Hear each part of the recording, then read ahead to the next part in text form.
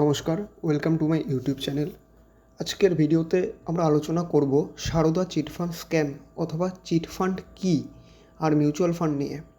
আপনাদের মধ্যে অনেকে আছেন যারা কিনা এখনও ভাবেন মিউচুয়াল ফান্ডে টাকা রাখবো, আমার টাকা নিয়ে চলে যাবে না তো, কিংবা অনেকের মধ্যে এই ভয় থাকে টাকা ডুবে যাবে না তো। তো এই ভিডিও শুরুতে আমি সারদা চিটফান্ড স্ক্যাম সম্বন্ধে বলবো এবং সেটি কিভাবে মিউচুয়াল ফান্ডের থেকে সম্পূর্ণ আলাদা সেটি দেখে নেব। চিটফান্ড কী সেটি আমি প্রথমে বলবো। তো মনে করুন আপনার আজকে টাকার প্রয়োজন। প্রথমে হয়তো আপনি আপনার বন্ধু বা আত্মীয় স্বজনের কাছে টাকা চাইবেন। তারপর যদি তাদের কাছে আপনার যত টাকা প্রয়োজন সেটি না থাকে, তবে আপনি ব্যাংকে লোন নেওয়ার চেষ্টা করবেন। যদি ব্যাংক থেকেও আপনি লোন না পান, তবে সেক্ষেত্রে আরেকটি অপশান তৈরি করা হয়, চিটফান্ড। তো এখানে অনেক লোকে একসঙ্গে কিছু কিছু করে টাকা জমাতে থাকে প্রতি মাসে। সেটি জমা হয় চিট বক্সে এবং যখন তাদের কারো টাকার প্রয়োজন হয় তাকে সেই সময় সেই টাকাটা দেওয়া হয়। ধরুন 10 জন লোক আছে সেই চিটফান্ডে, যারা প্রতি মাসে 10,000 টাকা দিয়ে এই চিটফান্ডে জমা করেন। তাহলে এক বছরে সেই চিটফান্ডে টোটাল 12 লাখ টাকা জমা হয়। এবার এই 12 লাখ টাকা যখন কারোর প্রয়োজন হবে তখন তারা বিট করবে। অর্থাৎ ধরুন কেউ বিট করলো 11,10,000 টাকা, কেউ বিট করলো 11,50,000 টাকা, কেউ বিট করলো 11,90,000 টাকা। তো এখানে সবথেকে কম বিট করেছে যে 1,10,000 টাকা, সে সেই টাকাটি তখন পেয়ে যাবে। এখানে নিয়ম হচ্ছে সে যখন টাকাটি ফেরত দেবে একটি নির্দিষ্ট সময়ের পর, তখন তাকে 12 লাখ টাকা ফেরত দিতে হবে। তো 11,10,000 টাকা ওই ব্যক্তিকে দেওয়ার পর এই চিটফান্ডে বাকি থাকবে 90,000 টাকা। এবার এই 90,000 টাকা এখানে চিটফান্ড ম্যানেজার থাকে, যে কিনা সবার দেওয়া জমানো টাকা ম্যানেজ করে, যার পরিবর্তে তাকে 5% কমিশন দেওয়া হয়। এখানে সে 5% কমিশন পাবে এবং বাকি টাকা চিটফান্ডের বাকি লোকদের মধ্যে বিতরণ করে দেওয়া হবে। তো পরবর্তীতে যখন আবার কারো টাকার দরকার হবে, তখন যে একবার টাকা পেয়ে গেছে তাকে বাদ দিয়ে বাকিদের মধ্যে বিডিং করা হবে। কারণ চিটফান্ড এই জন্যই করা হয় যাতে সবাই তাদের দরকারে টাকা পায়। তো এখানে যার টাকার সবথেকে বেশি দরকার সে সাধারণত সবথেকে বেশি কম বিট করার চেষ্টা করে, যাতে করে সে টাকাটি পেয়ে যায়। এখানে সবথেকে বেশি লাভ হয় যে সবার থেকে শেষে টাকা নেয়। সুতরাং এখানে লাভ সবারই হচ্ছে। যার টাকা সবথেকে বেশি দরকার সে টাকাটি পাচ্ছে, যার কোনো মাসে টাকার দরকার নেই সেরকম, সে প্রফিটের একটি অংশ পাচ্ছে। কেউ যখন সম্পূর্ণ 12 লাখ টাকা ফেরত দিচ্ছে এবং চিটফান্ড ম্যানেজার সে 5% করে কমিশন পেয়ে যাচ্ছে। চিটফান্ড সাধারণত এভাবে কাজ করে। চিটফান্ডে ইনভেস্ট করা মানে এই না যে আপনার সঙ্গে স্ক্যাম হবেই, কিন্তু অধিকাংশ ক্ষেত্রে স্ক্যাম হয়ে থাকে। এবার আমি 2013-তে ঘটা সারদা চিটফান্ড স্ক্যাম সম্বন্ধে বলবো। সারদা চিটফান্ডের শুরু হয় 2006 সালে এবং 2013 সালে এই স্ক্যামটি ধরা পড়ে। সুদীপ্ত সেন এই সারদা চিটফান্ড নামে একটি পঞ্জি স্কিম চালু করে। পঞ্জি স্কিম হলো একটি বিনিয়োগ জালিয়াতি, যেখানে নতুন বিনিয়োগকারীদের কাছ থেকে আদায় করা অর্থ পুরনো বিনিয়োগকারীদের ফিরিয়ে দেওয়া হয়। সুদীপ্ত সেন এই সারদা গ্রুপের চেয়ারম্যান ছিল। সুদীপ্ত সেনের নিজের কোম্পানির জন্য টাকার দরকার ছিল, তাই সে রিডিমেবল বন্ড এবং ডিভেঞ্চার ইস্যু করা শুরু করে। এখানে এই বন্ড বা ডিভেঞ্চার হচ্ছে ইনভেস্টরদের কাছ থেকে টাকা নেওয়ার একটি পদ্ধতি। অর্থাৎ কোনো কোম্পানি যদি ডাইরেক্ট ব্যাংক থেকে টাকা না দেয়, তবে তাকে তুলনামূলকভাবে অনেক বেশি ইন্টারেস্ট দিতে হয়। তো এই হাই ইন্টারেস্ট থেকে বাঁচতে যেসব কোম্পানির নাম আছে তারা বাজার থেকে ডাইরেক্ট টাকা নেয় এই বন্ড আর ডিভেঞ্চার ইস্যু করে। তো এখন যারা এই ডিভেঞ্চার আর বন্ড কেনে তারা তুলনামূলকভাবে ব্যাংকের থেকে বেশি ইন্টারেস্ট পেয়ে থাকে। কিন্তু এই বন্ড এবং ডিভেঞ্চার যখন প্রাইভেট কোম্পানি ইস্যু করে, তখন তার সঙ্গে কিছু রিস্ক থাকে। কারণ অনেক সময় এই কোম্পানিগুলো কোনো রেগুলেটরি বডি থাকে না কিংবা গভর্নমেন্ট থাকে না। এক্ষেত্রে বন্ড এবং ডিভেঞ্চার ডিফল্ট হওয়ার চান্স থেকেই যায়। সুদীপ্ত সেন খুব প্ল্যান করে এই স্ক্যামটি করে। সে ইনভেস্টরদের হাই ইন্টারেস্টের প্রতিশ্রুতি দেয় এবং ইন্টারেস্ট এতটাই বেশি যে এই স্কিমে ইনভেস্ট না করে আপনি থাকতে পারবেন না।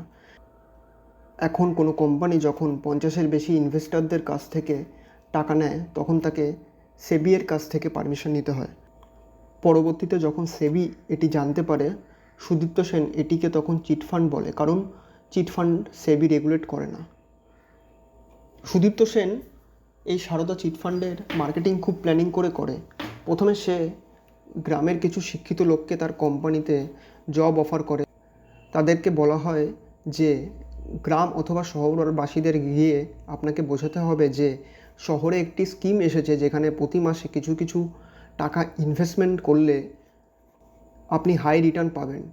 তাদেরকে ফিক্সড রিটার্নের কথা বলা হয়। 30 থেকে 50% রিটার্নের লোভ দেওয়া হয়।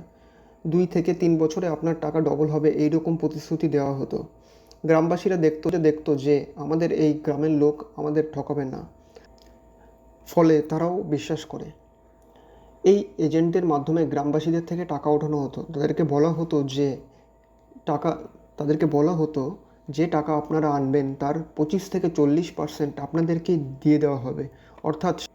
অর্থাৎ সারদা চিটফান্ডের এজেন্ট 1 লাখ টাকা ইনভেস্টরদের কাছ থেকে, অর্থাৎ গ্রামবাসীদের কাছ থেকে, তার থেকে 25,000 থেকে 40,000 টাকা সেই এজেন্টকেই দিয়ে দেওয়া হতো এবং বাকি 60 থেকে 80,000 টাকা সুদীপ্ত সেন নিজে রাখত।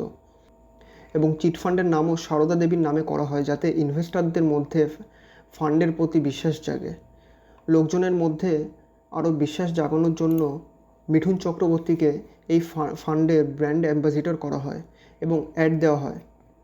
প্রথমে কিছু বছর সমস্ত ইনভেস্টরদের টাকা ঠিকঠাক দেওয়া হয়। এক্ষেত্রে যারা এই চিট ফান্ডে টাকা রাখছে তাদের টাকা পুরনো ইনভেস্টরদের বিশ্বাস জাগে।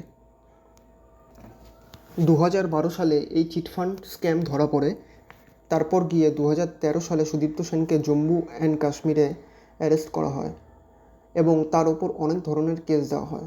আজও সেই কেস চলছে। তো এই ছিল সারদা চিটফান্ড স্ক্যাম। এখন চলুন দেখে নেওয়া যাক মিউচুয়াল ফান্ড কীভাবে চিটফান্ডের থেকে সম্পূর্ণ আলাদা এবং অনেক বেশি সুরক্ষিত অপশান হতে পারে।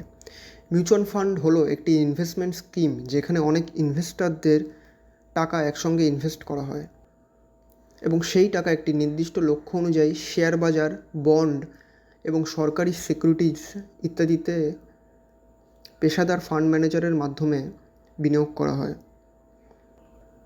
যে কয়েকটি কারণে মিউচুয়াল ফান্ড সম্পূর্ণ আলাদা এবং নিরাপদ অপশান হতে পারে সেগুলি আমি আপনাদেরকে বলবো। এখানে সেবি দ্বারা নিয়ন্ত্রিত হয়।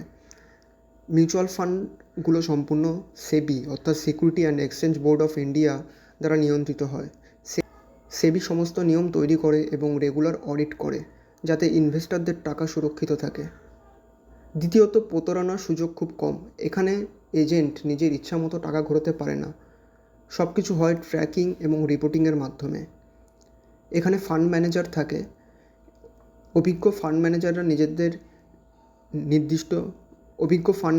নিজেদের লক্ষ্য অনুযায়ী টাকা বিনিয়োগ করেন, যেখানে ভুল সিদ্ধান্তের জন্য তাদের জবাবদিহি করতে হয়।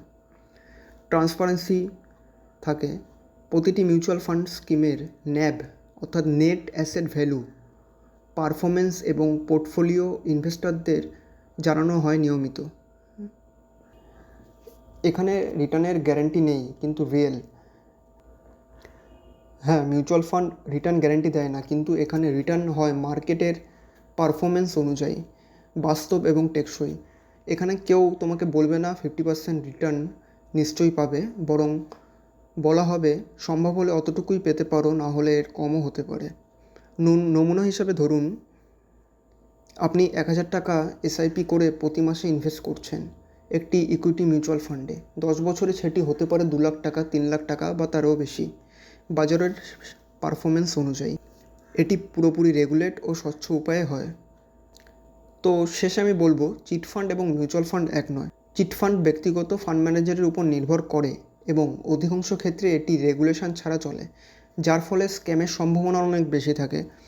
অন্যদিকে মিউচুয়াল ফান্ড একটি রেজিস্টার্ড ও রেগুলেটেড সিস্টেম দ্বারা হয়, যা সরকার ও সেবি দ্বারা নিয়ন্ত্রিত থাকে, যেখানে আপনার ইনভেস্টমেন্ট সুরক্ষিত এবং ট্রান্সপারেন্ট উপায়ে পরিচালিত হয়। আপনারা যদি ইনভেস্টমেন্ট করতে চান তাহলে অবশ্যই বুঝে শিখে এবং রেজিস্টার্ড প্ল্যাটফর্মের মাধ্যমে করুন। ধন্যবাদ।